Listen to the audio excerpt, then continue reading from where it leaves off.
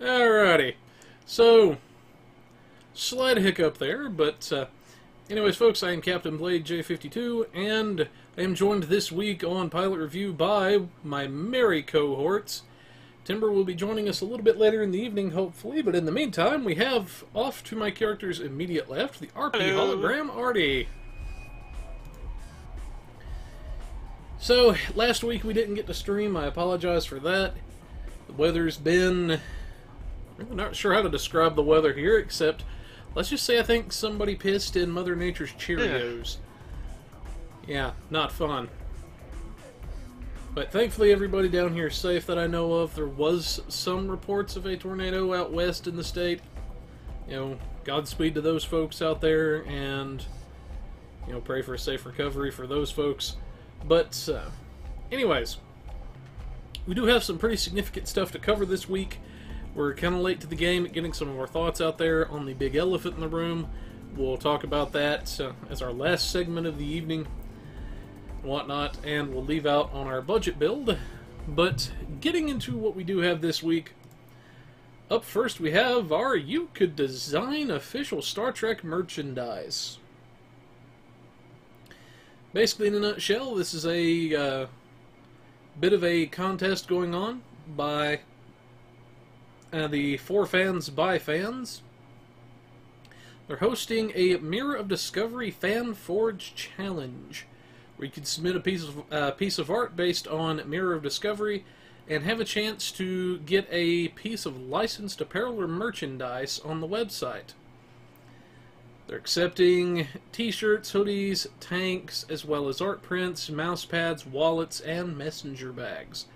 And they do have a link in the article, so you can check out their website and see a little bit more about that. But definitely seems like an interesting thing. Actually, what's some of your thoughts, good sir? Quite interesting twist, I feel like, because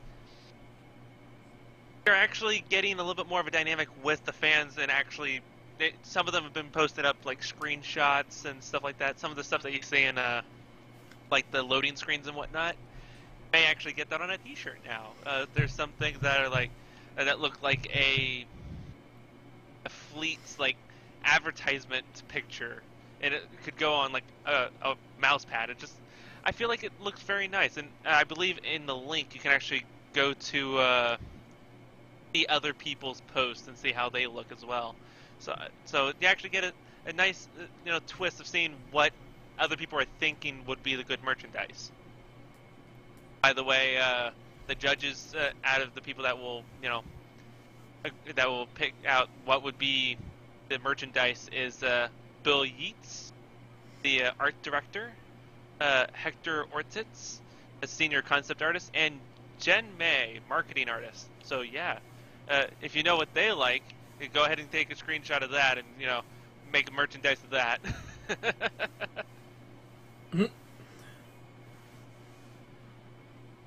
Alrighty then.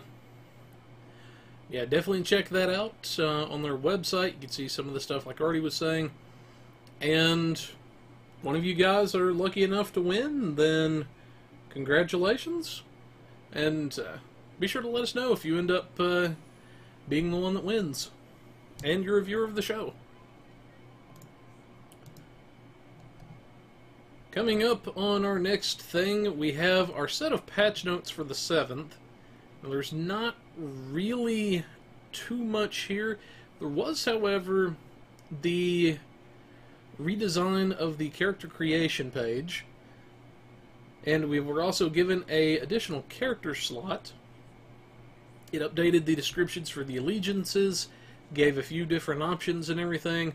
Now, I'm actually curious as to your thoughts in particular, good sir, on this, because I imagine, as somebody that does a lot of RP, there's a lot more to the character creation process than somebody like myself might normally put into it. In the character creation kit, I'm going to call it a kit, there's it's all fine-tuning, really. The character creator was very blocky. It had very, you can have dozens upon dozens of mixed match looking characters and whatnot. Some of them actually might accidentally look like each other because some people are just not that creative. But past that, but I feel like Looking in mirror.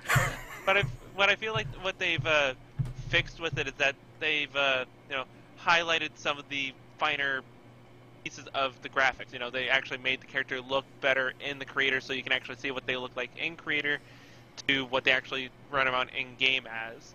So you actually get a bit more of a crisper look with that. I also feel like with a little bit of fine tuning on the scalers, really, you can actually get more attune what your character might look like. And I know quite a few RPers that are actually quite enjoying this because now they can actually fine-tune what their character actually looks like to all the way down to the cheekbone and the scar under their right eye or something.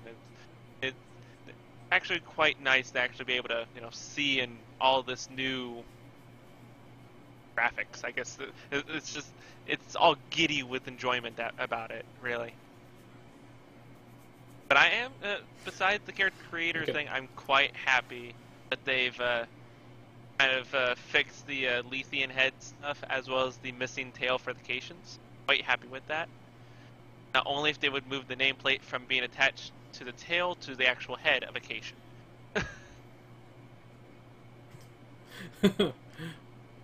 Wait, that's a thing? Segue. That's seriously a thing? The character, where you have your little, name above your character's head, they all are attached to the character's head, or at least they're center of mass, usually the torso or the head.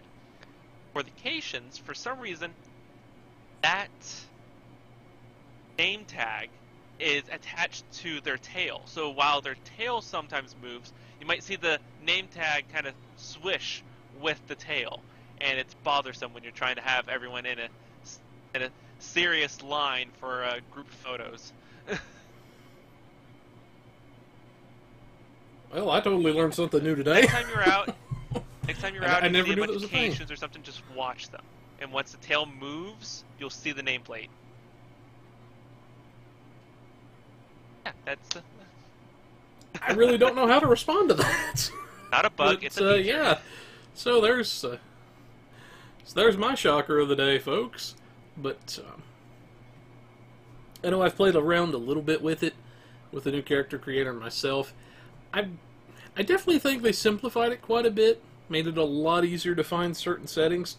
Now, it did take me a minute or two to get used to it and figure out, oh, this is where this setting is now. Okay, this is where this is. And I think it's going to be a lot better for many of the reasons you were saying. Oh, sorry. Though the one thing... It's Oh, go ahead. the original character creation bit was like based on the base game, and they just kept on adding stuff to it. I feel like with this kind of new, smoother revamp to it, it's kind of bringing everything back up to speed to current gameplay. So you're not jumping back in like how the Foundry was. You jump in and it's all blocky interface, and you're just like, wow, this might have been the base game. I'm making Star Trek Online from scratch like everyone else, and I can whenever. So this I feel like it's a lot smoother, like you were talking about too. So brings it all up to speed. That makes sense. There is one little feature I do wish they had managed to keep, and it's really more of a nitpick than anything, and I really wish that we had the ability to, in the character creation page, still save certain setups or load certain setups for our characters, because to me there's a couple of my characters that I got in there and I just wanted to load something up and go, and I really wish we could have had that stay, which I could still go to a tailor and do it. It's just really more of a convenience factor for me. I mean, if you have your outfits already made, you can write like your character nameplate on like your top left, wherever you have your health bar and whatnot, and click change outfit. Right. It is true too, I guess. Yeah. Though, speaking of our designing, or redesigning the character creator, we see some of the visuals here in the blog, and we see the new UI designer, Joe, So you can see a few of the examples, and this is where Joe talks a little bit about it, and such. We'll have that in the links for you guys in the description, so you can check this out and get a little bit more details about it. But coming up on another fun thing, we have our updates to the Centaur class model here on PC, which should be coming to you guys on console sometime in the near future. But, yeah, I'll let you go first on this one, good sir. My professional sense about everything about this, and as well as the entire RP community, back me up with this. My goodness! Finally the Centaur comes back into play. Everyone thought it was left behind by, you know, the Miranda getting all the highlight, and maybe the 25th century Shakar? Whatever. The Vulcan named Miranda. Here, star. But I'm sure folks will correct us in the description as to how to pronounce that. But I'm quite happy that they're now, you know, revamping the older models to now actually look like closer to what they were on the show, maybe even in even better quality than it was on the show. From the few pictures that you see here for the Centaur, just look at that, like, the whole plating, the coloring. It really does look like the Centaur that you would see from time to time in, like, DS9 and the few times you might have seen it pass by in TNG. Actually see the torpedo ports. It actually looks, you know, workable. It's not, you know, the blocky mess that it used to be, well, before this update, actually. It still looked like the Centaur, but it had, like, the weird kit bash hull to it. Really didn't look like it meshed correctly with the hull. So I really like the new remodeling and all that. You can actually see the fine-tuned details to each deck, the RCS thrusters, just the lights, every bit of it.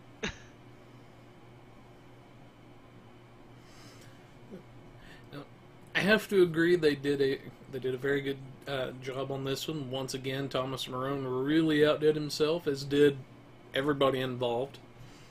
Now, this is out of the TOS era, early TNG era ships. This would probably be one of my favorite ones as far as ships like that go. I actually used to use it a little bit in Star Trek Legacy, if you remember that game. Now that is one of the ships that I would usually pick once I got to the TOS era. And that ship, if you did it right, it could easily keep up with pretty much any ship you had well into the TNG era.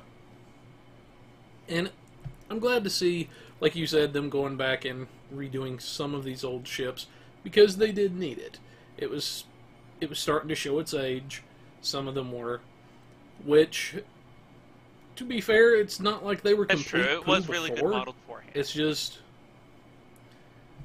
it was good beforehand. It's just now we have so much better tech, so why not go back and revamp them and make them look nice and shiny, and, you know, put out that new ship sexiness, which is probably, definitely, I guarantee you, going to help sales on the Tier 6 version, because this is going to be a free skin update that they can have for that. You know what this also tells me? So, when the revamped Miranda came out with its Tier 6 version and all that, soon after, the Enterprise had or was it before? The Enterprise, you know, had its own revamp. So it actually had the whole clearer look. With this, I feel like they're now going to revamp the Excelsior again. Because if I could see we're going by ship classes and their counterparts, for the Connie, there's the Miranda. For the Excelsior, there's the Centaur.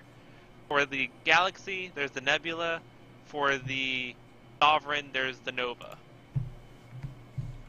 So, with, you know, going hand in hand with, you know, Miranda and Connie, it's going to be Centaur, most likely the Excelsior, I feel like, if they do that. If not, oh well. But it's more or less similar models. User joined your channel. Oh Lord. So,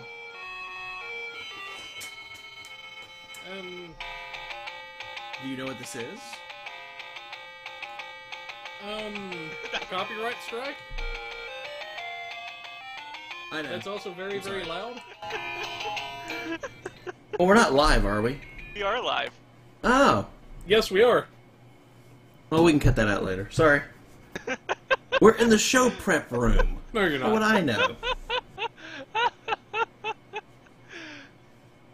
Well, you know what? Let me fix that. User joined your channel was moved to I'm your just channel. saying. And yes, we totally switched channels at TeamSpeak Live on air, folks. This is the usual shenanigans. Wouldn't be pilot review Sure. show if there Technically, weren't at the shenanigans. beginning, mess ups in the middle. This is a classic show. Back to the Yeah. Centaur. Yeah, pretty much. So yeah, Sir Timber, we were just discussing the new updates to the Centaur Yeah, class. I have not gotten really a chance to fully look at it. There have been some initial, I'm pretty sure I went over it, but there's been some initial bugs with it. Yeah, Oh. and I saw them myself. I'm hoping they get fixed soon. But this was reported on Twitter. I don't know if I've seen it on the forums yet. Cat, quit getting tangled up with my headset.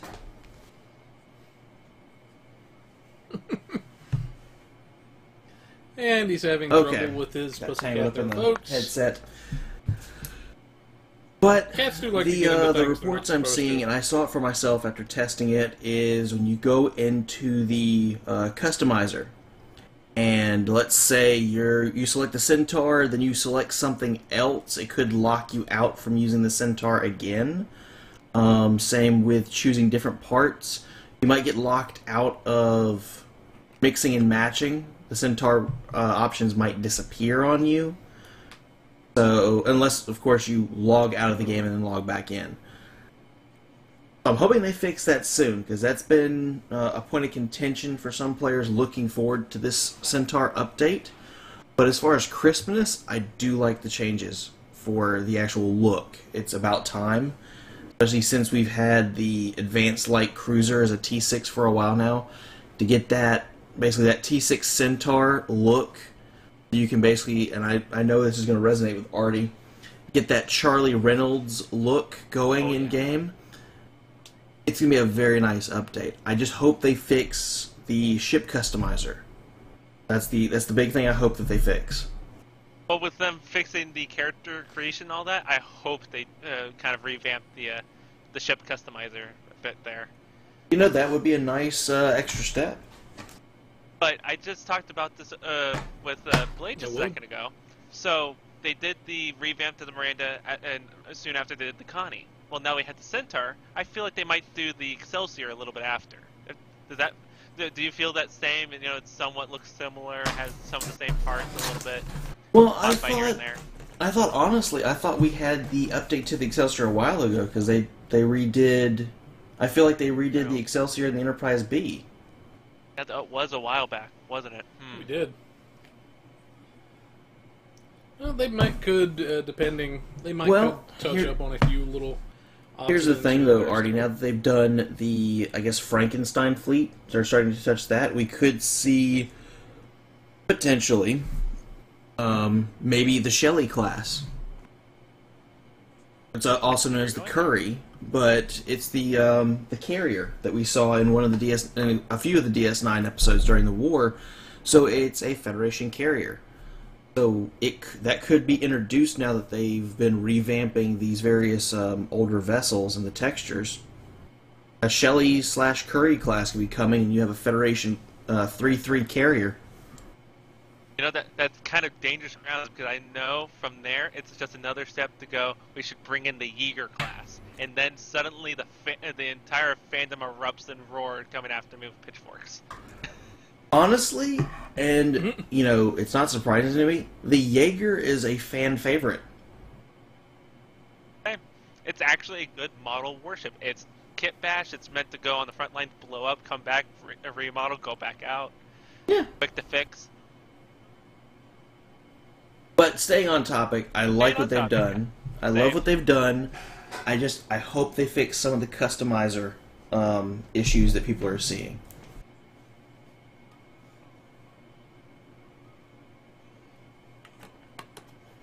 Which I'm sure they will. Because they know a lot of folks are going to want this particular ships can. And they don't like bugs any more than any of the rest of us do. But yeah, definitely check this out, folks. If you're having issues, like we're saying, please report them. Let them know let them know about any issues you're still having. And, feel free to let us know. Say, hey, I'm experiencing it too. We'll pass your name up the chain along with everybody else. Coming up to our final set of patch notes. Now, we do have some stuff in our patch notes for the 14th that actually made Timber giddy whenever I read the notes to him. Our patch notes for the 14th. Oh, yes. Yes. The following items are now eligible for re-engineering. All Reputation ground set weapons, all Reputation space set weapons, and all experimental weapons. So, it's going to add power creep. Not a lot in some areas, and actually quite a bit in others. And it all depends on how you like your weapon mods now with your standard weapons. So, pretty much, if you're used to damage times 4 across the board, any of those beams that was coming off with a mixture of mods like the Thoron Infused Polaron, or they're coming off as crit severity 4, you can re-roll them. And vice versa. I love a lot of crit D on the beams because of how I build. It works out phenomenally for me. So the damage times 4 temporal defense beams, I can re-roll them to how I want them. Re-roll the epic mods. So it's going to be a lot of damage potential is added on. The number one thing that everybody thinks about is the Terran Task Force Disruptor and Phaser beams. Now those can be crit severity 5, if I'm not mistaken, or crit severity 4. So at the very least, crit severity 4. At the very least, an 80% crit severity instead of 40. So as their damage increases against the targets, as the hull decreases, as they crit, that's even more damage.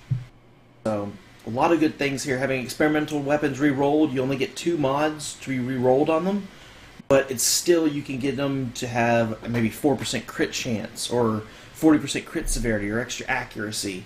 So you can definitely play with these. And the ground weapons, I've been actually loving to mess with. Going back to the Mako battle rifles, re-rolling those mods. I even showed Artie at one point the Crayo launcher from Nukara, re-rolling that to a damage times 4, because why not? Just all that cold as a shotgun blast. So it really revitalizes the ground stuff, I feel. Oh, absolutely. And plus, this shows that, quite honestly, they've gotten all this done. We're not that far off from having the rest of it re-rollable. They've got all the Reputation project gear re-rollable, so it's not much further off to go ahead and get the space sets, to have re-rollable assimilated shields. Re-roll those old Omega Reputation assimilated shields, or re-roll the Dyson deflector, or the Terran Task Force impulse engines and warp core.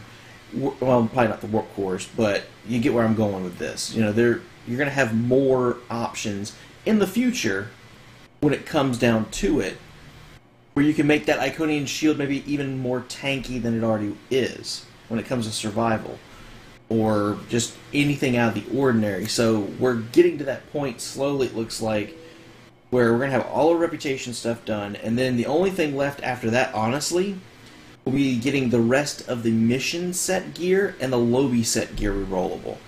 That's probably going to be a little bit further down the road, but once we have that, that opens up the door for rerollable Noskin sets, the rerollable Diffusive Tetrion lobby set, and Isolytic Plasma sets. It's going to open up, the more this goes on, the more they're able to make work without too many problems. It's going to open up the doors, not just for damage output power creep, because that's always going to be coming, but it's going to open the door for more survival. It's going to open the door for more science output, more support role output, as far as what you're trying to do. So this was a beautiful start to see. Caught us completely off guard. I can say that now. He saw it. Darkblade saw it. He didn't believe it at first. He showed it to me, and yeah. The moment we saw those patch notes, we saw it on Tribble. We started testing it the moment we saw it. Oh yeah. I know for me, I'm definitely seeing a bit higher thread output. as far as some of my mods go on my weapons. So that means I'm getting even more threat than I was before. This is let me get quite a pretty large boost to my Thoron beam and everything. I think that actually surprised the both of us at how well the Thoron beam could turn out now once we realized, holy heck, we can reroll this. There was something else in these patch notes I kind of noticed. Pretty much they boosted the Tholion Tetrion grid. If I'm not mistaken, though, that is off of the Recluse. Possibly, I think so. If I'm reading it correctly, I think it's the Tholion Recluse console. And please correct me if I'm wrong in chat on Twitch. Correct me in the comments on YouTube when this goes live on YouTube. But that's the Tholion console off the Recluse, and it looks like it's gotten a boost. So they've updated it where it can only be activated if you have at least one hanger pet in range. So your hanger pets can't be way off on the other side of the map still fighting and you activate this. You have to have a pet within 10k of you so that you can activate it. It updated the secondary ally bounce to only be able to hit players or your hanger pets. So apparently it was hitting things other than the players. They resolved an issue that caused the shield drain and damage to be less than intended, so they boosted that shield drain damage. And then they increased the duration of the damage buff by 10 seconds. It was 5 seconds, now it's 15. So we know with a lot of these runs where people are using Recluses. People like to use them because that particular console, especially paired with another Recluse, when you're trying to do a pre-made team run, it is a sizable boost when it comes down to it. Well, now it's not going to be pretty much the moment you activate it, you've got to do everything you can to spike your damage. You've got 15 seconds. You've got a little bit more play time when it comes to that console. It can almost come to the point where they're going to be easier to use in pug runs because you've got 15 seconds. So if, let's say, you activate it and you're not quite sure how much longer the run's going to last, you're trying to activate it in the last 15, 20 seconds, there's a little bit of playroom there. Where if you activate it a little too early on that 5-second timer, you've got a 10-second grace period now that's going to be up for. So you'll get more out of that console than you would. You just got to make sure your pets are nearby. That's the big thing. That was the second biggest thing because I was surprised that they actually, in my opinion, they boosted that console. I was surprised by that.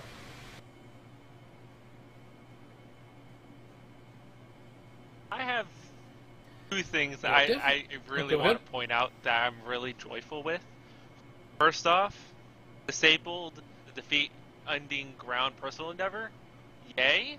Because there's never been an Undying I could ever find except the one in the beginning first few Federation missions.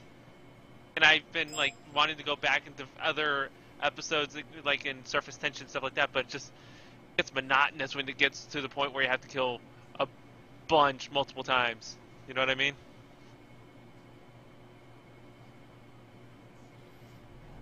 Yeah, I could see Other that. thing is I'm actually quite happy that they've kind of fixed the detailing on this. The Dyson Science Destroyers, they've now updated the point where the built-in target subsystem abilities are now only working when Science mode is on, as well as the secondary deflect only works when Science mode is on.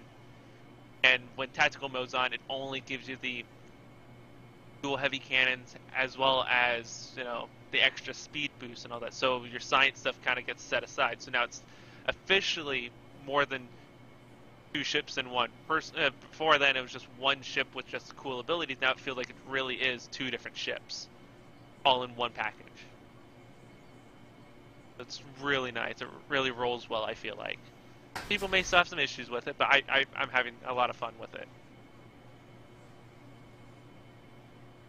Oh, there we go then. Yeah, definitely some interesting stuff in these sets of patch notes. We'll have this in the description for you guys to check that out and see what all they threw in there. But coming up on our next thing, we have our next event, which I have to say me and Timber really saw coming, is the Peril over Pavo. This is going to be somewhat of our space variant that's going to go with the ground version of the queue. And this time around, we're going to be getting the Terran Gorilla Combat Armor. The other rewards that you'll have is pretty much the same as a lot of our events. It'll give you your choice of what you completed, some marks, a little bit of dill, 3 featured TFO boxes, which will give you either a Universal Tech Upgrade or a Captain Specialization point, which I personally recommend the Spec point. And it will also provide a costume unlock via the tailor. So, another little 14-day event. This one is going to be starting on, I believe this is the 21st is when it says this is going to start, if I'm not mistaken. But, yeah, thoughts from you guys on this one? I'm quite happy with this. The first Abo thing got you a good healing crystal to go with the kits, as well as a ground item, I believe, or what's that mission? Whatever. But this one, you actually get cool combat armor, which I hope there's a little bit more customization to it, because it comes with a costume. So I wonder how that really works, if it blends with other outfits really well or anything. Is there some that just it breaks? You know, but it looks a really nice jacket and armor shirt and whatnot. Yeah. About it from me. Did you guys want to talk about the actual mission?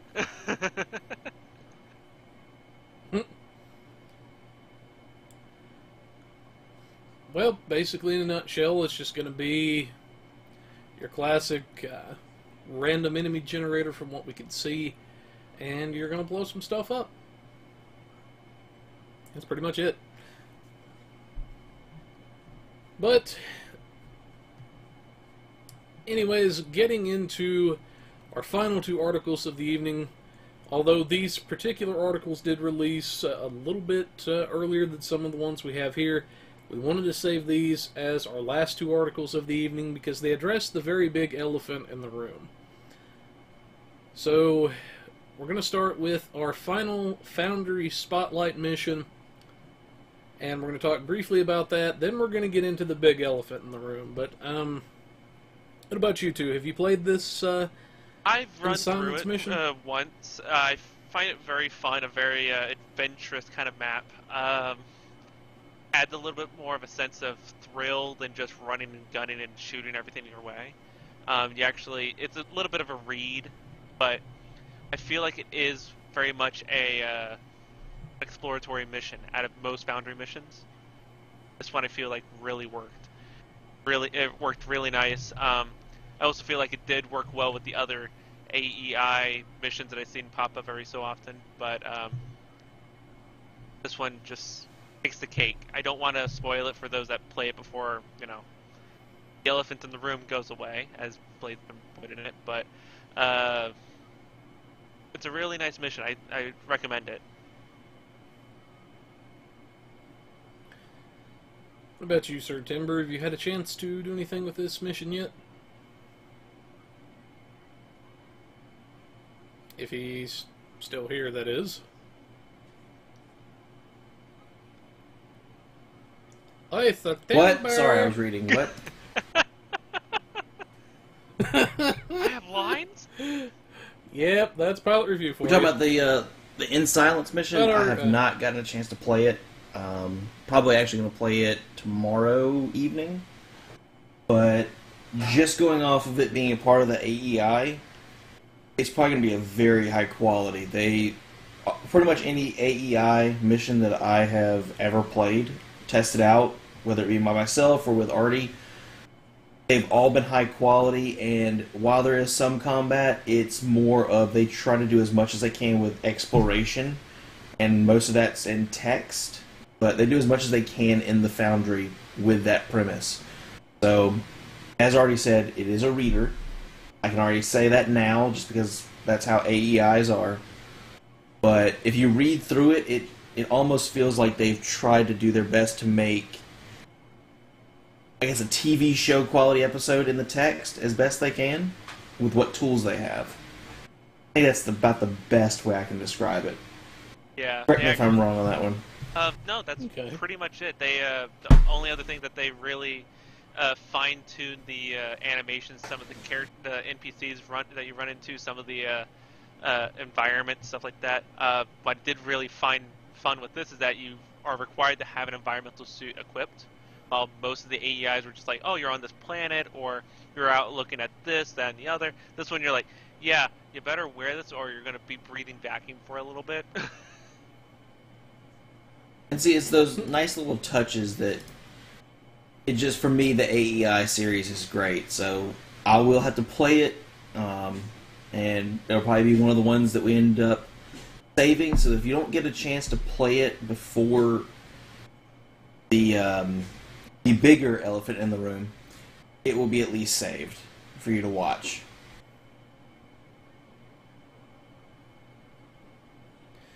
Yep. Now there's a few missions I still need to save as well, and go through for you guys so you can check them out. Some of our favorites. But now we've come to that time where we can address the big elephant in the room. We wanted to save this for last because I know all of us are going to have some thoughts on this. You know, some of them good, some of them a little critical, I guess. And then, yeah. So, no really way to sugarcoat it, but the Foundry Sunset. Now, a lot of people have probably already heard about this by now. I know there was a huge uproar on the forums whenever this was first announced. And basically, in a nutshell, on April the 11th, they are sunsetting the Foundry for Neverwinter and Star Trek Online both. This basically means the Foundry will be going the way of the dodo. Now, there are going to be a few bits of rewards that are going to be given out to people. People who have played one or more Foundry missions are going to get a badge that they can equip for their character. People that have actually authored a Foundry mission are going to be getting a non-combat space pet, the Botany Bay.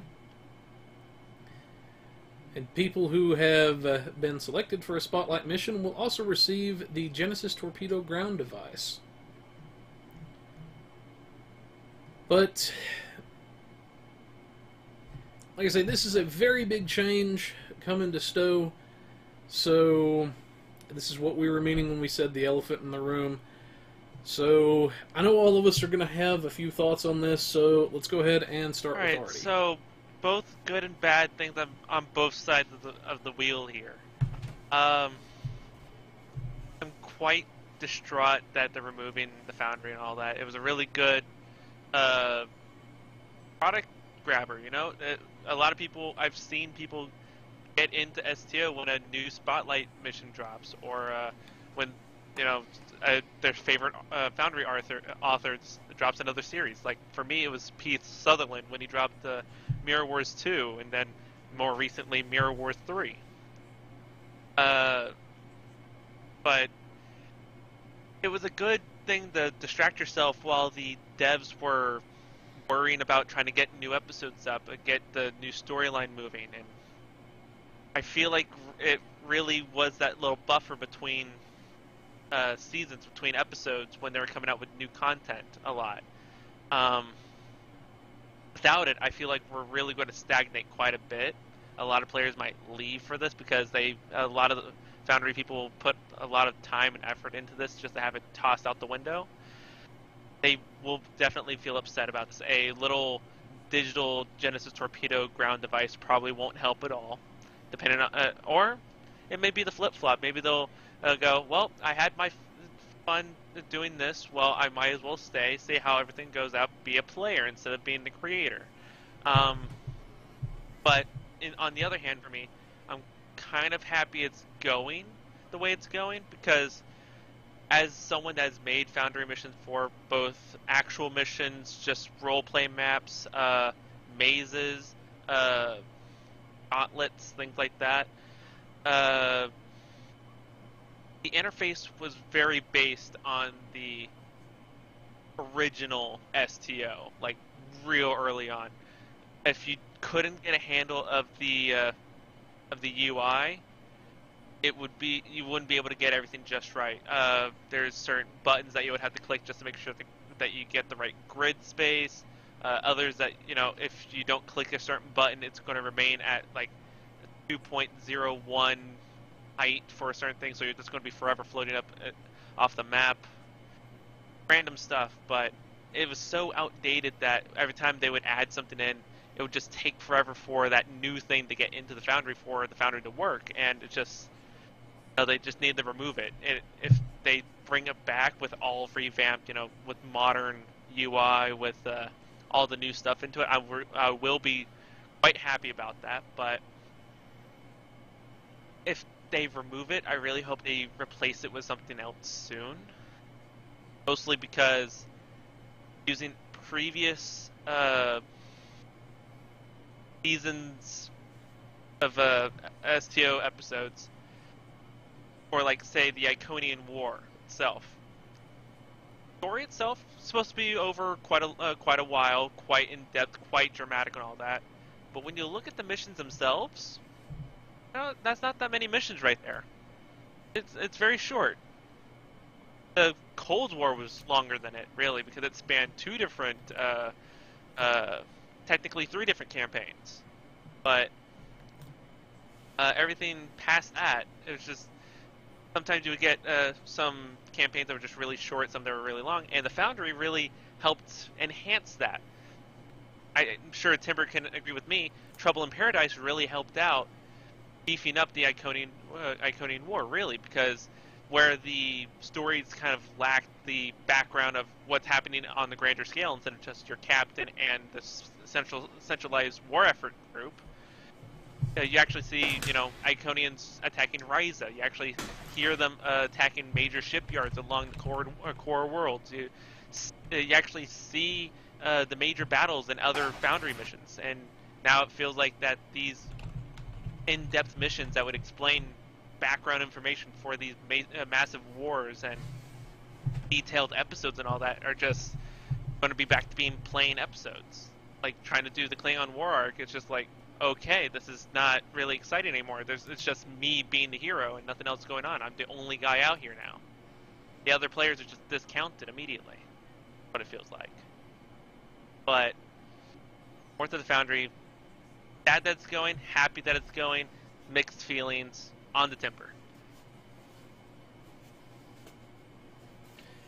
I'm going to interject really quickly is one of the things that Kale and them did say is that the data itself is not going to be going completely the way of the Dodo.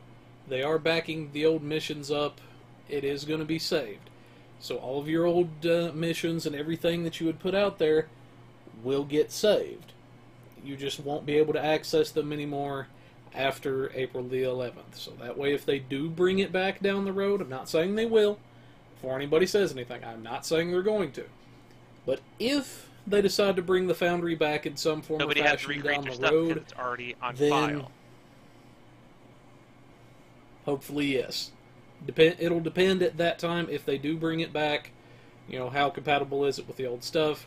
Hopefully, if and when they do bring it back, we're only talking about minor changes. Did want to throw that out there for people before we continue. But anyway, sorry. Timber, your thoughts? I would only be happy in the fact that it was going away for the inevitable return. That'd be the only reason I would be happy about this closure. If it is, even though we don't know about it, they've set in stone that as soon as it comes down, they're going to be getting some kind of a team together to slowly but surely build Foundry 2.0, regardless of how long it takes. Their plan is to bring it back. Then I would be happy because at least it's getting taken down so that it can be improved upon and just made that much better for when it comes back. Other than that, I mean, quite honestly, me and Artie's first reaction kind of summed up. We were pissed off. Yes. And Artie brought up the perfect mission as far as why. Now, Trouble in Paradise was made by Pax Federica. He's on Twitter. He does a lot of this stuff. And while it doesn't necessarily tie in fully to the story, just as a brief synopsis without giving it away, as I already have 2 playthroughs on the channel for it to tell you anything, with a third one that we just recorded for the Remembering the Foundry series that I'm starting as soon as the Foundry goes down. So that tells you I've already recorded it 3 times. That's not how many times I've played it, because I like that mission so much. It's basically synopsis. Section 31 pisses off the Iconians on Ryza, kind of deal. But the whole point of that mission was it came out, the premise of that mission is you're in the middle of the summer event. You are going to Ryza to engage in the summer event. And during the midst of that, at the height of the Iconian War, an enemy that can appear anywhere attacks Ryza. Now, it's not necessarily to attack us, but it could have been, if it had been taken out and used by Cryptic, it could have been retooled to make you think, oh god, there really is no safe place from a race that can put a portal anywhere and launch an invasion. So for me, there was a big disconnect with the Iconian War. Yeah, it was raging on in the missions, but as soon as you left the missions, there was no Iconian Red Alert. There wasn't really anything that drew you into the war. You were just kind of disconnected. And during the summer event, it felt like, yeah, there's a war, but we put up a temporal bubble, and it's not going to harm us for the next month that we're sitting on the beach drinking Mai Tais. Trouble in Paradise broke that up. When you walk out at a certain point, you see Ryza on fire from orbital bombardments, and you see enemy troops on Ryza. That's what would bring me back in, like, oh crap, they just attacked one of our safe spots. We need to take this war seriously. Why are we on vacation? We need to get back. It came at the most perfect time, and with a little retooling, it would be perfect to fit in to the Iconian War arc. And that's something that the Foundry has done in a lot of ways for me. You know, there's disconnects in the story, or you don't feel you're quite involved. You can jump into the Foundry for all these stories. I believe there's one which essentially is similar to a couple of episodes of Star Trek that we've dealt with, where a computer core goes sentient, and it takes over a starship because it's gone sentient. We've got that in there. That's, I believe, at least a 3-parter, if I'm not mistaken, Artie. We did play through that one. Yeah. So that's at least a 3-parter, and that was well written, and there was decent combat involved. There was decent exploration as far as the text and what you were doing and storytelling. And on the same token, there's silliness. We did Red Shirt Zombies. I remember that's the correct title. And that was just literally silly tribute to George Romero as far as making zombie movies. But it was funny. And it was worth the time because you just come out of it just laughing, going, oh my gosh. I mean, a talent that has been involved in Foundry over the past several years, learning an outdated system and making it look awesome. I kind of equate it, and this is a rough comparison, so forgive me. When it comes to zombie map modding for Call of Duty World at War, that was the first Call of Duty that they gave the community modding tools to make their own custom zombie maps. Because they only had 4, and they didn't really expect the zombies mode to flourish in that year. I believe that was 2005. If I'm not mistaken, 2005, 2006, somewhere in there. I believe so. So they gave the tools there. Well, it got up to the point where they were putting in things using World at War tools and coding.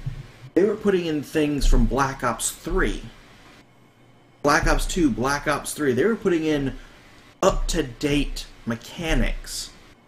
With as limited code as they had in World at War, they were putting up-to-date mechanics into that old game and making it work. And I kind of feel that that's what these Foundry authors for the past several years have done. They have taken an outdated system, they have made the best of it, and they have made it look like it is 100 times better than what it honestly is for what the tools they have. They have made some great missions. And yeah, they've got limitations, but when you look at some of the things that they've done for storytelling and everything else, and map making, yeah, there's going to be bugs, but I mean, honestly, our main missions have had bugs. they've done the best that they can, and some of these really excel. Some of them are choppy. Some of them are meant for one reason, like Endeavor grinding, or there's a couple of Ludomatics that you can get some quick gear out of the Foundry, sell it off, make some quick EC. Or build testing, if you wanted to test your tankiness or your DPS output. I mean, there's been a lot of little maps put out there just to test yourself out, or some quick little gains here or there.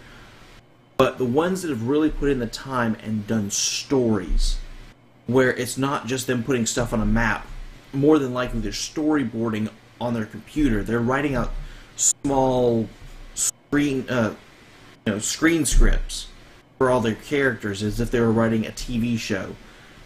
That amount of work is absolutely phenomenal, and I honestly hope that the reason they're taking this down is because they are planning, yes, we are going to bring it back. It might take 3 years, it might take 5.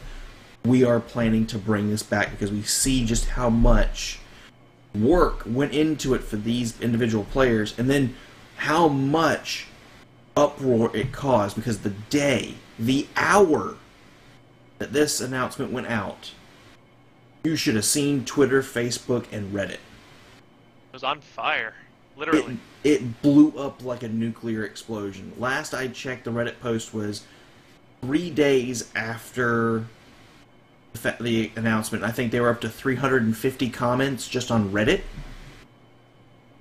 Lord knows how many it was up to on Facebook and Twitter at that point. So it wasn't something that very few people were interested in. It was this little niche thing that, like a cult following or anything like that.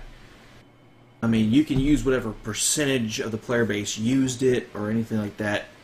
That was a wake-up call. Because, like, a lot of people like it, whether it be for endeavors, whether it be for storytelling. And the AEI series, which was absolutely phenomenal. People liked the Foundry. So I am really hoping they bring it back. And that is their plan. Not just, well, we hope we get to it. If we don't, oh well. I'm honestly, in my mind, I'm hoping they're taking it down with the expressed reason it will 100% come back. They just don't have a timetable. But they are going to actively do their best to bring it back. I know it won't make them a profit. I get that. But sometimes the best selling points in a game, and this is rare, I know, but sometimes the best selling points of a game are the free aspects of that game. One of the big reasons why World at War for PC was still selling very well up to, I think, a few years ago, was because of free zombie maps made by the community. And as far as I know, that community is still going. It still made that game sold because after that game, they didn't release the tools for any of the other ones up until Black Ops 3, years and years later.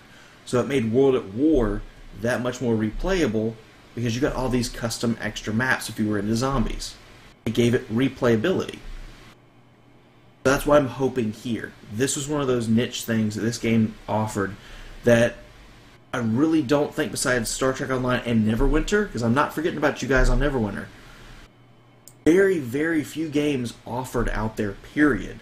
Whether it be from, a AAA game like Destiny or Borderlands or anything like that, or the indie game scene. Not a lot of big-time games have offered something like that to the player base willingly and let them make stuff. So for me, it's going to be a very sore spot, especially the day it closes. That's why I'm doing my own playlist and saving what I can, because even if you can't play it, I want it to be able to be watched. You can see the work that's been put into it. I want it to come back. That's my big thing. I want it to come back. Not just for Endeavor grinding, because at this point we've figured out, the missions that we need to do or what have you to get through Endeavors, whatever. The storytelling needs to return. And that's pretty much the gist of it. The storytelling and that creativity, we don't need to lose those players based on, well, there's like a 30% chance it comes back. Well, there might be a 0% chance of their playing the game is there now. I'm not just talking about, they're going to open their wallets and pay to play the game. You might just lose them as a player, and then you lose their friends because they tell their friends not to play, and then their friends tell their friends. It's a chain reaction. So, I know they can't give that answer vocally right this second. I get that. I'm just hoping behind the scenes, it is on the table. It will come back 100%. We're going to have one person start off a couple hours a day working on something, and as we can give them more resources, we will. That's my hope and my dream. My rant is over.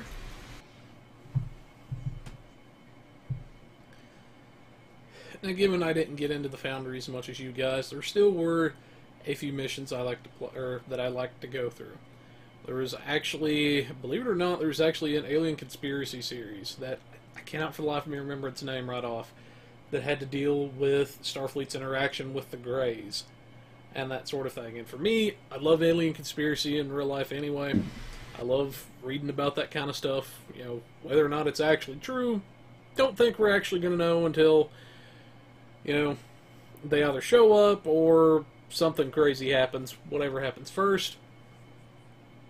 But still, it could take, in the Foundry, you could take real-life elements like that people may consider crazy or funny or whatever, and you could make legit stories about it. You could make pretty much your own little world inside the Foundry. And, not to mention, I think a mission that all of us in here enjoyed, or at least I know that had me cracking up the whole time, Admiral Bobo Goes to War. Yes, it is. But, like I say, with the whole Foundry thing, it's one of those things that, like I say, I'm sad to see it go, even if I didn't use it as often as some other folks. But, like you guys were saying, there's just so much good content in there that you could go through, and I'm going to have to try to find that Alien Conspiracy series again and play through it. That's one of the ones I'm going to try to save if I can. But, like I say, we're just going to try to save as much as we can as far as that stuff goes on our side. But, like I was saying, as far as the data itself goes, I did hear Kale say they are saving the data, which makes me think that they're going to do something with it down the road if they're saving the data and whatnot, because if they weren't going to do something with it, it makes little sense to me to have all of that data stored somewhere in the office, taking up space, assuming where they save it, they're paying for the extra space to keep it saved. It would make no sense to me as to why they're going to do that if there's not some reason for it. Because let's face it, businesses like to make money. That's why they exist. That's why I'm hoping it doesn't. This didn't make them money, directly. This was something that was free, and it was 100% player involved. Well, and that's why I'm hoping. That's why I'm hoping it just doesn't get saved on a hard drive somewhere, and then collects dust and gets forgotten, and then someone comes around 10, 15 years later, and let's say they're closing this down for Star Trek Online 2.0 because they're just going to rebuild it. So here we are 15 years later, and someone goes, oh, okay, let's work on this for the next game. Because we totally forgot about this over here, guys. Sorry. That's my only hope. It's just something that, it doesn't get forgotten. Because sometimes in a business, when they get profit-driven, the non-profit things kind of get ignored, forgotten, swept under the rug, however they end up doing it. That's why I'm saying I hope it doesn't get forgotten. Like I say, to me, with as much of an uproar as there was, still is, and everything, and with them saving it, and as much as some of them love the Foundry as well, I can't see them not doing something at some point. I don't see a scenario out there where somewhere along the way, down the road, they don't do something with it. Whether they call it Foundry 2.0, or they do some kind of holodeck simulation and call that the Foundry, or whatever form it's going to take at that time. I like to believe they're going to do something down the road. I don't know that they will. I don't know that they won't. But it is one of those things that I'm going to miss a few of the missions. But on the technical side of things, too, I can understand why they're taking the Foundry down. I can understand why, for the time being at least, it's going the way of the Dodo. And, you know, some of the folks out there that are viewers, you know, I'm a small-time modder for Star Trek Armada 2, stuff like that. I like to mod some older games. I like to mod a few of the modern games like Space Engineer, stuff like that I play. And when you're dealing with older code and newer code sometimes, that can be a pain in the rear end to deal with. You know, you have to consider, too, how old the Foundry is. It's done well to last as long as it has. I think we can all at least agree on that much. It has done well to last as long as it has. But there's only so much newer code you can put into an older setup before it eventually collapses, before you start running into really huge issues. And the issue they were running into, like they were saying, is, you know, a lot of the people that were originally there when it was created have moved on, or they found other employment, or they're just no longer able to take the time that they would normally take to keep it up and running. Not that they don't want to, not that they want to see it die off, it's just life happens. And in a case like that, it just got to the point to where it kept going down every single update, which none of us wanted to see. It's kind of like, for lack of a better way of describing it, installing a bad mod. You've got to take time to fix what's wrong or yank the mod back out. And it just got to the point that, well, maybe this time it's only down for 2 weeks, then the next time it's down for 3 weeks or 4 weeks or however long it was. I think the last time it went down, it was, what, 4 months, roughly? So about 4 months that it was down, which is a quarter of the year. No, a third of the year, actually. So for a third of the year it was down, and people couldn't access their stuff, really. They couldn't do anything with it, which was a drag for Cryptic and a drag for the people that played it. And you have to figure, too, the manpower and the resources, they're pulling that, you know, those people off to deal with just that, and only that, which could potentially lead to delays for episodes and everything, and you know, like I say, let's keep it real. You know, they're going to want to do things that, you know, let's be real. This didn't make them as much money. I'm not saying that that's a reason to never do anything with it. But I guarantee you that was a concern. It was just getting to be more resources than they could afford to keep throwing at it. And, like I say, as a modder, I would rather, you know, I would rather them stop doing it. You know, stop supporting the old Legacy Foundry, take it down, save what bits you can, then rebuild it, come back with an all-new code that's easier to maintain, a heck of a lot more powerful, and then maybe convert some of those old missions into a newer thing.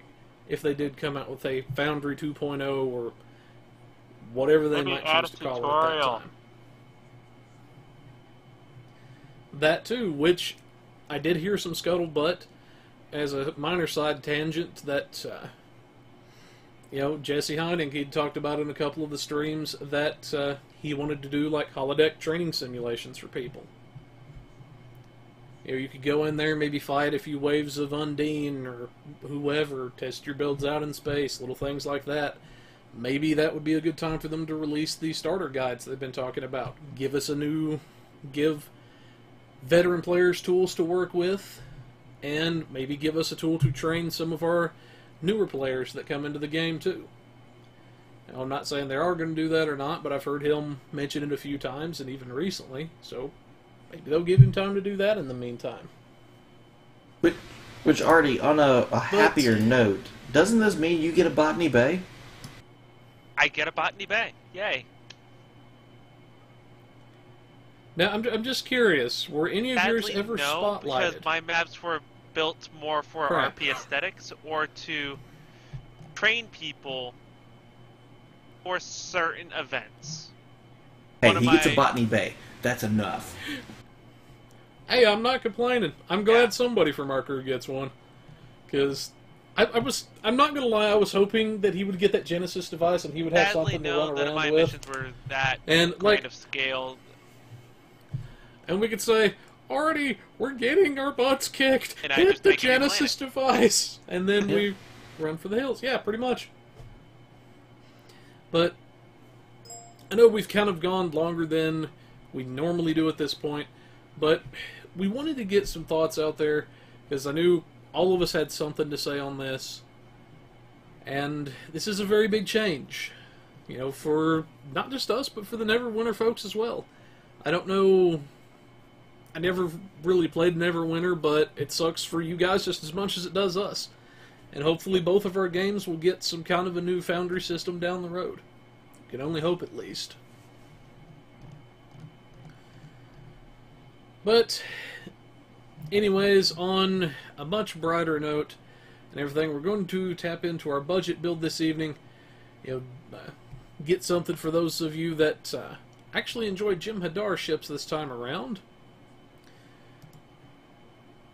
And for this evening's budget build, we actually have a Jim Hadar Dreadnought bare bones DPS cruiser. Now, this is the one that you get from the starter pack, or if you get it out of the big giant Vanguard pack, whichever way you get a hold of it. It has a 4-4 weapons layout, 4 in the front, 4 in the back. And you can see we also have what we have for our shields and engines. It's a 5 engineering, 3 science, 3 tactical console layout. We also have 4 device slots. Now, since the user is Jim Hadar, they're going to have access to a lot of Polaron stuff anyway. And they wanted to use Polaron. Now, this is actually somewhat of a request that prepared for one of my fleet mates. Now, for this particular setup, we're going to be using some of the Polarons from the missions a good bit, a few of them from the reputation stores. Now, one of his biggest concerns is he did want to do damage, but he also wanted to make sure that he stayed alive as well.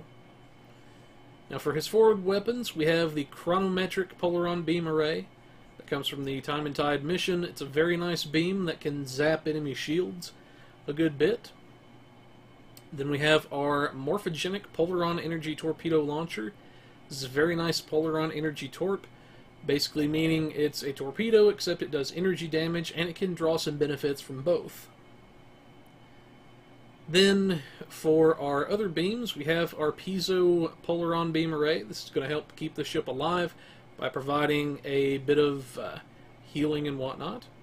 Then we also have our Temporal Defense Polaron Beam Array, which is a nice hard-hitting Polaron beam. In the rear of the ship, we have our advanced Thoron Polaron Beam Array. Now, this is going to do a bit of radiation damage, which is going to be extra fun stuff. Kind of nickeling and diming it off that beam, but hey, it's going to add up. Damage is damage. Then we have our Morphogenic Polaron Omni Turret. At least I call it an Omni Turret because it can function as an Omni Beam or a turret, depending on what kind of firing mode you activate. And then we have 2 of our Dominion Polaron Beam Arrays. These are going to give you the Polaron Power Drain and or the Tetrion Shield Drain, which is potentially a bit of extra damage to the shields, and so to speak. Now, for the shields, the engines, the deflector, and the warp core, we went with the Soul Defense set starting out because we wanted to give some defensibility to the ship as well as a bit of healing. Just by having 2 pieces of this on the ship, you're going to benefit or get the benefit of a free neutronium alloy armor without actually having to slot the neutronium. And you're also going to get a massive heal from the 3-piece, which, if you play your cards right, can heal you and perhaps even your pets all the way back to full, and if not, pretty darn close. Since it doesn't come with a warp core, we have to source one, And we picked up our temporal phase overcharged core, which is, in my opinion, one of the best, if not the best, cores you can get on the budget end. Mainly for the capacitor that it gives, which is going to cut your bridge officer cooldowns in half for the duration it's active. Now, I did include a note for our viewer and my fleet mate that if he feels that he has enough defensibility, he could use the Jem'Hadar set as a viable option. Now, as far as devices go, we usually like to think of them as personal preference, because there's so many devices that you can pick up out there, and there's not really a one-size winner-takes-all best device. But one we do like to recommend is the Subspace Field Modulator. It comes from the Skirmish mission, which will give a nice chunk of defense rating as well as damage reduction while it's active. Now, it does debuff you for a minus 400 protonic damage resist. Now, that's kind of a double-edged sword depending on the situation. There's not that many enemies that use protonic damage, but it is worthy of a note at least. Now, there's other devices you could use out there, such as the Nimbus Pirates, the Herc Swarmers from the home mission, energy amplifier batteries, and quite a few things out there. As far as our consoles go, now, we first and foremost, we have our Trillium deplating, which is going to basically be a field generator and a neutronium alloy armor slammed into one thing. This is going to give a nice chunk of damage reduction as well as shield capacity. We have our reinforced armaments, which is going to give a very nice chunk of EPS. This is mainly why we're using the console in this instance. Then we have our sustained radiant field. This is going to help keep the user alive as well as give a bit of a damage increase. We'll show why that is really quickly. Now, the reason that you're going to want this, at least on the budget end, it's going to give a Category 1 10% to all weapon damage. Now, that's not the greatest damage boost ever, but the real strength is the Category 2 healing that it's going to give you. A bonus to shield heals and a bonus to outgoing hull heals. So when it says 20% bonus shield heals, it really means 20%. Now, the next console we have is a conductive RCS accelerator that we purchased from the exchange. This is going to help the ship turn a little bit. Now, the real strength to the conductive RCSs is the damage reduction ability they can proc. And this basically came down to a case of why only have one benefit of a standard RCS console when you could have two or more when it comes to the conductive RCSs. The final engineering console is the Dominion Targeting Synchronizer. Now, this actually comes with the ship and is a very potent console. You can see it gives a bit of critical chance with projectile weapons, which is going to benefit our energy torp. It also gives a slight boost to our maximum shield capacity. And whenever you mark the target foe for 15 seconds, they suffer a minus 30 all damage resist rating, minus 30 defense rating. And to the team, whenever you're shooting the marked foe, you get a 30% firing cycle haste for energy weapons and a minus 30% weapon power cost. That's only 2-minute recharge. Now, when used at the right time, this can be a pretty nasty damage spiking console. I think Timber would agree with me on that at the budget level. For our science consoles, we have our Temporal Disentanglement Suite. This is going to give a nice chunk of shield capacity, as well as a nice boost to our critical chance and severity, depending on our auxiliary power levels, as well as giving a slight bit of shield resistance. So this is something, one of those rare consoles that's really great for tanks and damage dealers alike. So it kind of lends to both areas very well. Next we have our assimilated module, which is going to give us a bit of crit chance and severity, as well as a slight bit of control expertise. This is mainly going to be a stat staking console. Then we have our piezoelectric focuser, which is going to help complete our two-piece with the piezo beam, Now, our piezoelectric focuser in this instance is going to give a nice chunk of shield capacity, a nice bit of damage boosting to our polaron beams, as well as some other good little benefits. Let me actually pull this up for you guys. So it's going to give a nice bit of polaron boosting, a bit of flight turn rate, and maximum shield capacity. Then we'll take a look at our set bonuses in a moment. For our tactical consoles, we have the chronometric capacitor because it's a nice console to pick up on the budget end. We have our morphogenic matrix controller. Good luck saying that 10 times fast. This is going to complete our morphogenic 3-piece, and we'll take a look at those bonuses in a minute. Then, assuming that you don't have a dedicated polaron console available, you can use a directed energy distribution manifold to buff your beams.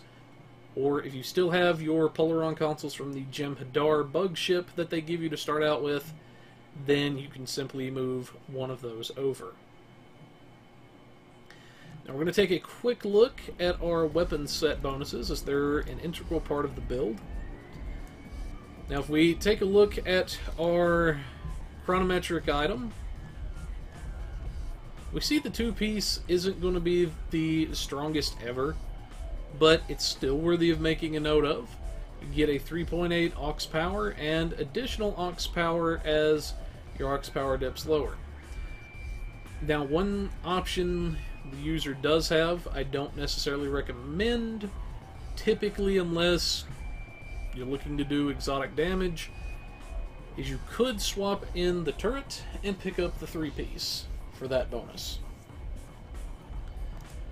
But looking at our piezo beam, you can see what I rolled mine to. But your 2-piece bonus is going to be 15% plasma, polaron, and photon projectile damage, as well as a bit of extra drain expertise. So you're getting even more polaron boosting based off of this. Now the real strength to this build in terms of weapons is going to be your morphogenic 3-piece and 2-piece. Now your morphogenic 2-piece, it's a 15% recharge time reduction to fire at will, beam overload, scatter volley, rapid fire, torp spread, torp high yield, mine pattern alpha, and mine pattern beta. So pretty much any of your tactical weapon enhancements. And then for your 3-piece bonus, we have for 45 seconds, it can stack up to 3 times, and depending on what ability you activate, depends on what buff you're going to get. If you activate a fire at will or beam overload, you get a 2% critical chance, stacking up to 6%. If you activate scatter volley or rapid fire, you get 10% critical severity, maximum of 30%. If you activate high yield, spread, mine alpha, or mine beta, you'll get 7.5% Cat 1 weapon damage, which can stack up to 22.5%. And as long as you can keep activating those enhancements, you will maintain that buff. So a fairly significant boost on the free end. Now for our skill setup, it's the standard setup that we use here on the show. I'm not going to go into the details of why we picked all of the points that we did. We have a video for those folks that are interested in knowing some of the technical behind-the-scenes stuff. But really quickly, you guys can see our lieutenant tier for those that just want to copy a build and go. We have our lieutenant commander, our commander skills, captain level, and our admiral level. Now, I should mention that the cooldown reduction in the morphogenic set will stack on top of our tactical readiness for even more increased tactical cooldowns. As far as our specializations go, we went with Intel primary, strategist secondary. Now the strategist can provide some nice damage boosting when you're not in threatening stance, and the Intel is just a nice little kick in the pants to foes. Now getting into our traits, for our personal space traits this go around, we have our beam training for free beam damage, beam barrage for our R&D crafting school. Now as a Jem'Hadar, you typically get at least 3 schools handed to you for free if you're a Vanguard, or 2 if you're a Standard Gem Hadar. Or otherwise, we like to assume you've leveled at least 1 crafting school in your journey to maximum level, and we assume it's beams in this instance. We have Elusive for free defensive value. It's going to make your ship harder to hit. Fleet Coordinator for free damage based on how many people are in your party. 2% minimum, 10% maximum. Nanite Repair Matrix from the Midnight Mission. A nice little heal when you start to dip low. Point Blank Shot for free energy weapon damage the closer you are to a target. It is a Cat 2 bonus, meaning it is going to be a fairly hefty chunk of bonus damage, and it's not going to buff just your base stats. We have Projectile Training for free projectile damage, which is going to benefit our torpedo and allow us to kind of double dip a little there. We had Operative for the little bit of critical chance and severity in this instance. And then we had the Redirected Armor Plating. Whenever you're shot from behind or the sides, you get some free damage reduction. For our Starship traits, we have the Best Defense, which grants a hull healing effect along to the normal effects of our attack patterns. Predictive Algorithms from Intel. The Unconventional Tactics from our Strategist tree. And then we have the Honored Dead, since this user is a Federation character and Federation aligned. For non-Fed aligned characters that can't get this trait as easily, I'm going to recommend sticking with the trait from the ship to round it off. For Space Reputations, we have the Advanced Target Systems for free severity, Precision for the free critical hit chance. Then we also have the Magnified Firepower from the Gamma Rep, which is free Category 2 bonus damage. Then we have the Aux Power Offensive, which is going to be a nice damage boost based on your Aux power levels. For Active Rep, we have Anti-Time Entanglement Singularity, which is a nice little AoE kick in the pants to foes, and physical damage, as well as a slow. Biomolecular Shield Generator, which is going to reduce damage to the shields while we're inside it, as well as give some extra shield regen. Deploy Sensor Interference Platform for an "oh crap, I'm gonna die" button. You can pop this and it will spawn a little sensor platform that will taunt foes to itself until it is either destroyed or its time runs out, whichever of those two things comes first. Next, we have our Quantum Singularity Manipulation. This is a nice little power that's going to buff your science stats by a pretty hefty amount for the time that it's active. And basically for this little power, to get a bit more bang for your buck out of it and your anti-time entanglement, pop some of your exotic buffs first, throw something, or throw your quantum manipulation, throw a Gravwell, and drop your anti-time on the grouped up foes, and you'll get a lot more damage out of it that way. Coming up on our Bridge Officer powers for the ship, this is where it gets a little interesting in my book. Now, for this particular ship, you have an Ensign Universal, Lieutenant Commander Tactical, Commander Engineering, Lieutenant Commander Engineering / Command, and a Lieutenant Science. Now, for our Ensign Universal, we gave it a torpedo spread to take advantage of our energy torpedo. For our Lieutenant Commander Tac, we have a Tactical Team 1, just going to redirect our shields, purge as boarding parties, our attack pattern Beta to debuff foes, and then we also have our Fire at Will 3, which is a nice little AoE kick in the pants to foes with our beams. For Commander Engineering, we have our Engineering Team 1. This is going to heal our hull a little bit, as well as purging viral matrix effects. Emergency Power to Engines 2, a nice little get the heck out of Dodge type thing. And then finally our Emergency Weapons 3 in this instance. This is going to be a nice boost to our weapons power, as well as a nice boost to our damage. Then, as the last engineering power, we have our Reverse Shield Polarity 3.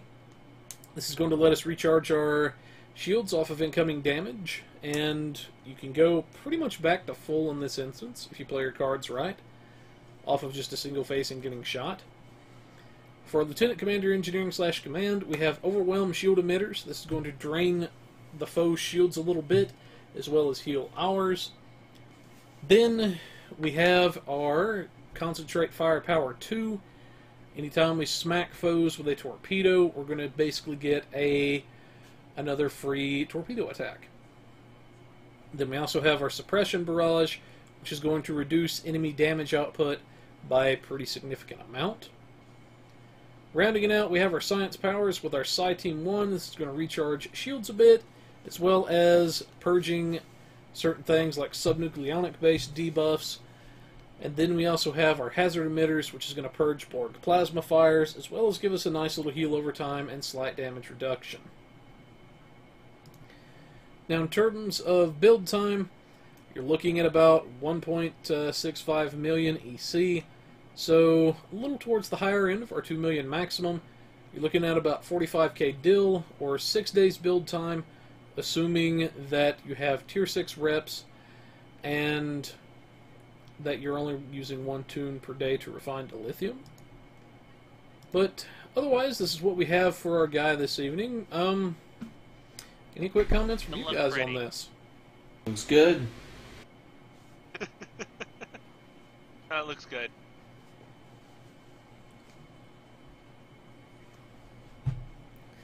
Well, you heard it there, folks. But, like I say, we wanted to leave out on a bit of a high note this evening, and at least have a budget build for you guys to kind of break up some of the, I guess, somber feelings about the Foundry.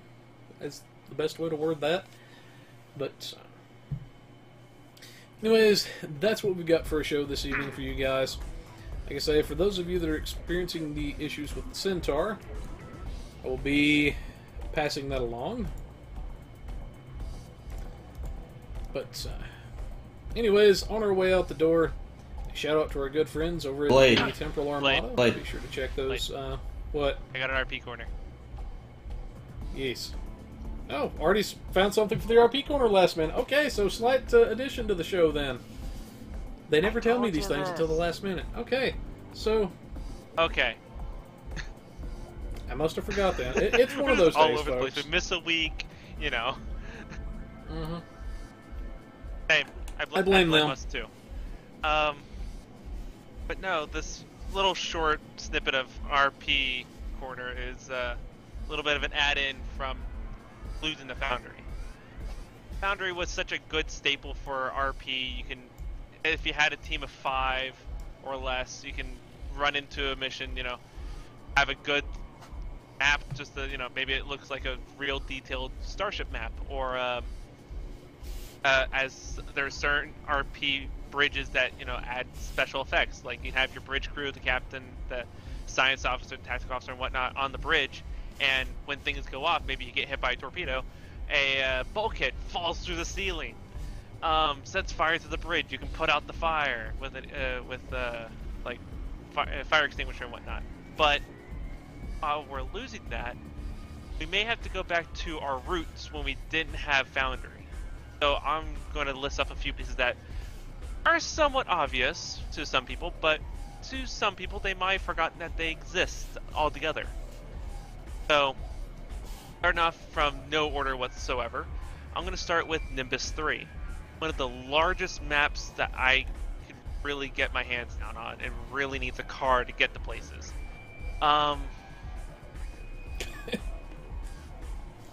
City of Paradise, whatever you want to call it, Paradise City, it's a really nice, simple-looking town.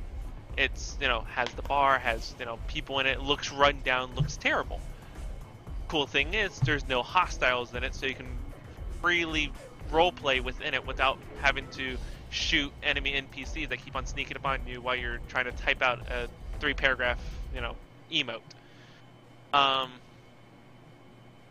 the other things of it is that if you want to go through these hostile infested areas, there's a lot of cool add-ons to the map, like the where the giant sandworms are, the little buildings there. They look like freaking ruins that have been taken over by a bunch of worms. Discount the worms, so you got a ruined town that you can have your Starfleet crew go investigate, find out why someone isn't responding or something, and find giant worms.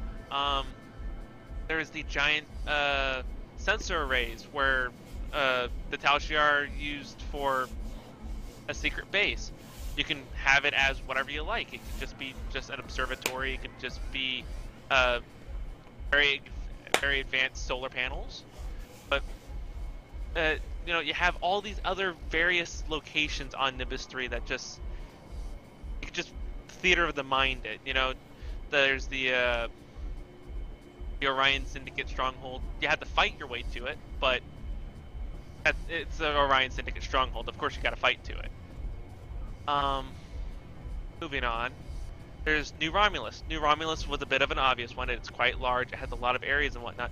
But if you're looking for a forested area, maybe a little bit of a rocky terrain, or maybe just a place to get a good snapshot of you and your team playing around with a octopus-looking thing, New Romulus, boom. Looking for a bit of more of a reddish desert locale instead of Nimbus, you got Vulcan.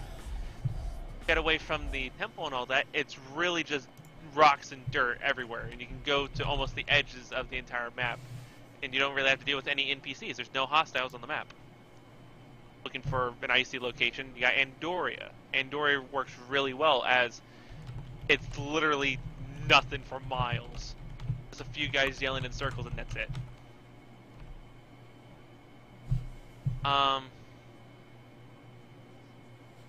Moving on to, like, say, a more better cityscape, you got the next one is Bajor. Bajor is a really good one. I feel like it's a very good multi-tool. You have various different housings. You know, there's a little room that's just filled with plants if you want an arboretum. There's another one that's just a strategic office for Starfleet.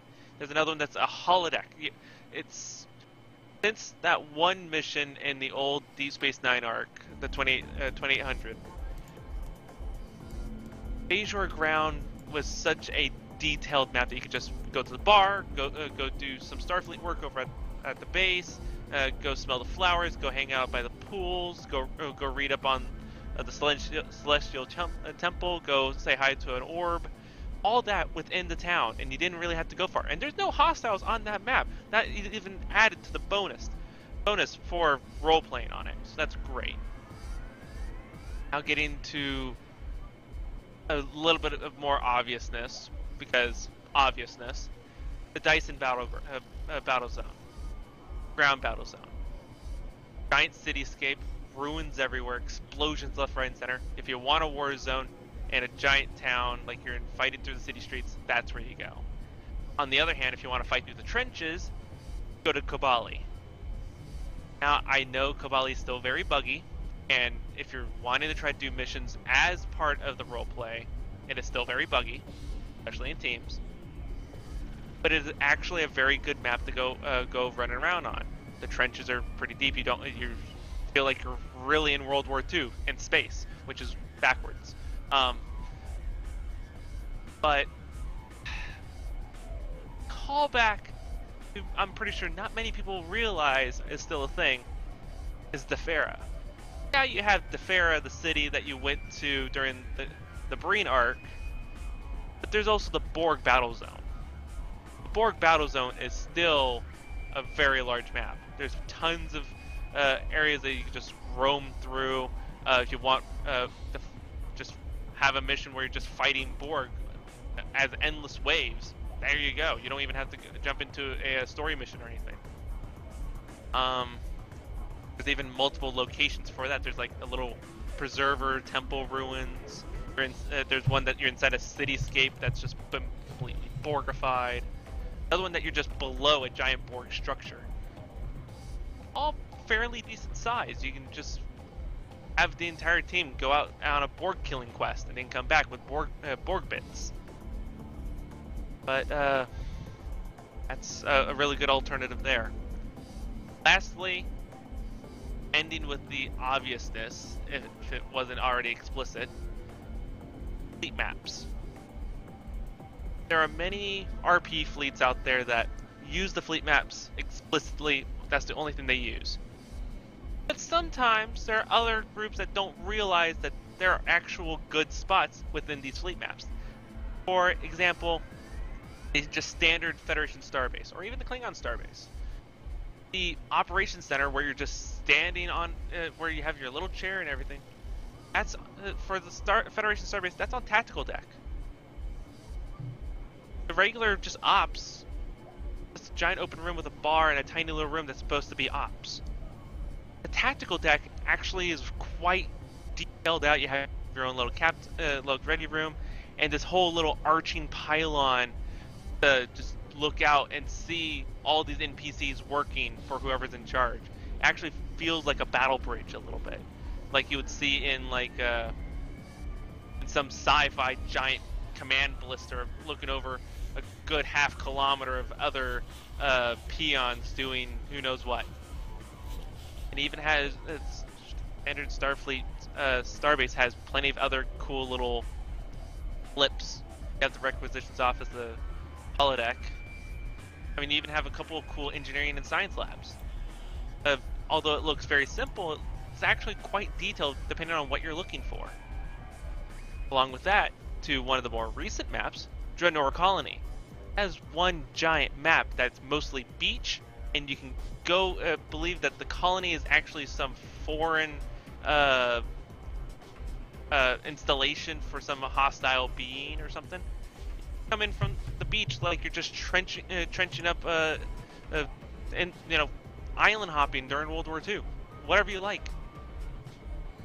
But these maps actually have a lot of good detail, and unlike Foundry, which was limited to 5, these maps can expand to how many ever you want to such large groups, and it's something that we just need to get back into. Since we're losing the Foundry, we just need to pick up our boots by the heel and just toss ourselves back into the old stuff. You know what I mean? So that's more or less that. What do you think, Timber?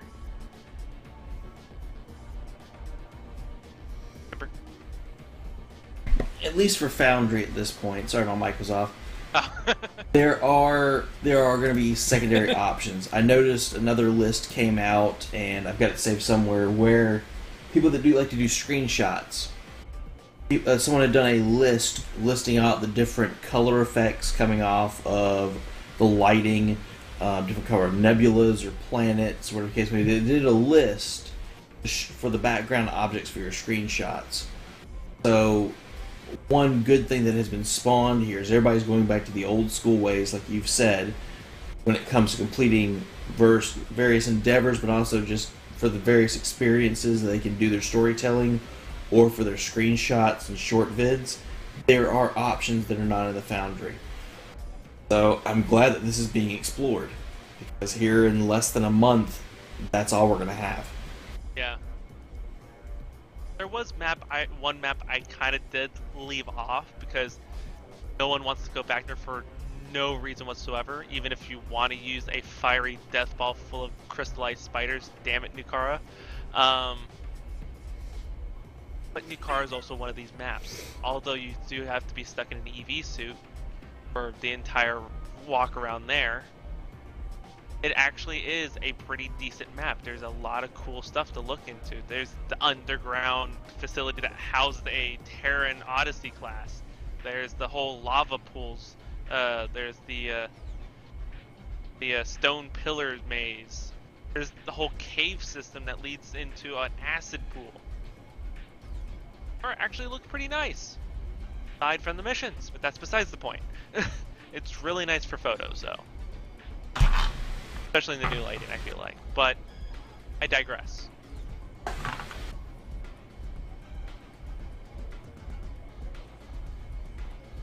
Played? But anyway, it's going to be interesting to see what comes in the next little while. Especially since it's going away, and I am glad. I do have to say, I am glad that there's still some maps out there that folks can use. It is a very good thing, and I didn't realize there were so many myself, actually, in just the base game. For example, Really I'm pretty sure you can probably tell me what you're looking for a location, and I can probably give it to you in one of these maps. Like, okay. I'll have to keep that in mind for future stuff. No, that's pretty self-explanatory. We're having to go back to these maps that don't require a limit of 5 to a team, and it's something where most RP fleets, role players and all that, are just having to go get back getting used to again. Yeah, we have Deep Space Nine if you want to hang out at Quarks. Yeah, we have K7 if anyone wants to hang out on K7. DS9, not DS9, I already said. PSD, Starfleet Academy, any of the Klingon stuff, Kronos, even the Romulan fleet where you're hanging out with the Tan on that one flagship. Those are still some good maps, but all depends on what you're looking for. The Foundry really added the point of, oh, you want Starfleet officers on Kronos? Here, you can do that. But now we're going to have to do more of that theater of the mind. Gotta imagine you're there. So if you want to hang out on a place that looks like Kronos, maybe Defera and just squint. But there you go. Alrighty then. So yeah, definitely some good solutions for our soon-to-be issues once the Foundry finally goes down. Be sure to have this in some of the notes for you guys. Be sure to check out some of those maps. But yes, now officially, I believe, yeah. we've finally taken care of everything.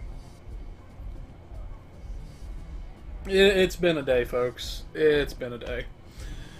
For everybody, I think. But, in all seriousness and whatnot, folks, like I say, that's what we've got for a show this evening, finally.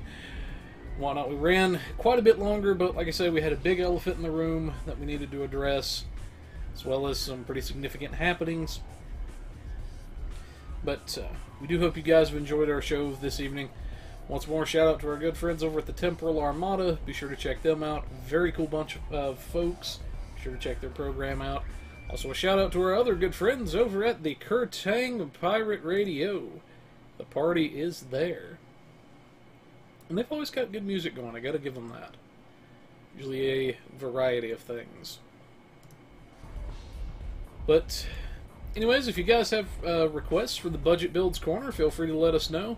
We do take requests. You know, just tell us, hey, this is the ship I've got, this is the faction I'm on, this is the kind of budget I'm looking at, and, say, well, I'm wanting to be a tank, or a damage dealer, or a space wizard, or whatever it is, and we'll try to hook you up.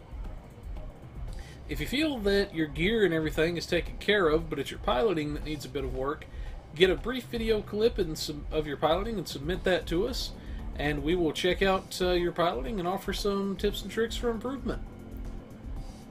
If you also have any bugs, feel free to let us know. We do take bug reports. We pass them along to the devs. They don't like bugs any more than you or I do.